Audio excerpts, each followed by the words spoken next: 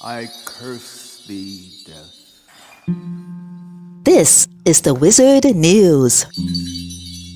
Morte, io ti maledico. Curse thee. Hai preso una vita piena di scopo, amore, desiderio, speranza, sogni, spiritualità, compassione, ingegno, per nessun'altra ragione apparente tranne il fatto che tu ne hai la volontà e il potere.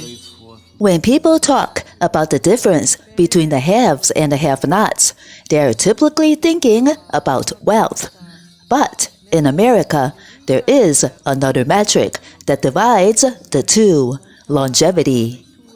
As Princeton economists Ann Case and Angus Deaton show in their new research, the gulf in life expectancy between people with and without a college degree has widened dramatically since the 1990s. As of the end of 2021, there was an 8.5-year age gap between the two cohorts, with the lifespan of Americans without a college degree trending sharply downward in recent years.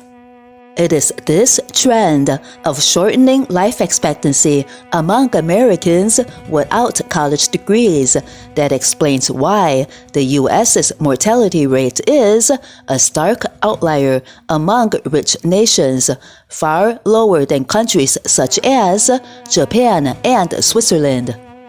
If all Americans had the life expectancy of those who are college educated, the United States would have been one of the best performers among the rich countries in terms of life expectancy, not the worst, wrote Case and Deaton.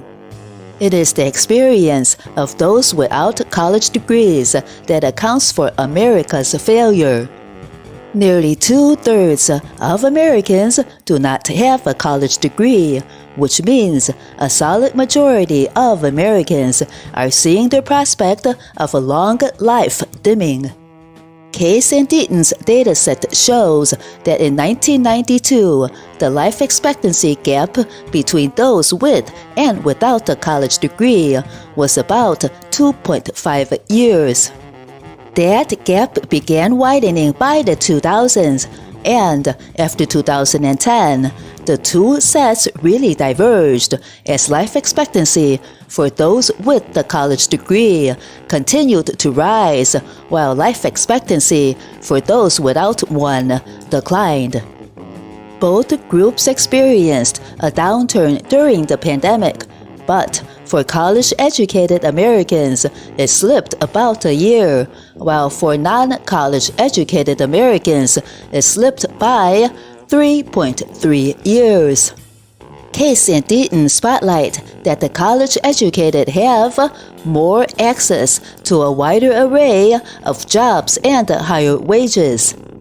Their counterparts without degrees are disproportionately likely to live in communities without jobs or to have been affected by the opioid epidemic. The cost of healthcare is prohibitive for many people with lower wages. Other rich countries are not seeing these kinds of sharply different fates for their people. Many rich countries have more robust social safety nets than the U.S., particularly when it comes to health care. Many are more hospitable to worker organizing and input into the political economy, which in turn affects the way wages are distributed. The U.S. has a huge variation in the distribution of social services and public health measures in blue states and red states. A Washington Post investigation explores the differing premature death rate between 3 adjacent counties along Lake Erie in New York, Pennsylvania, and Ohio, and finds that Ohio's higher death rates may be attributable to its lack of more progressive public health measures such as seatbelt laws and cigarette taxes.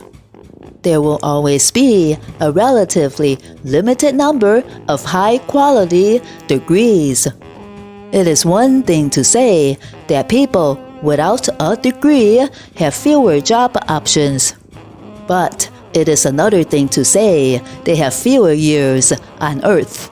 Source: MSNBC, October 4th, 2023.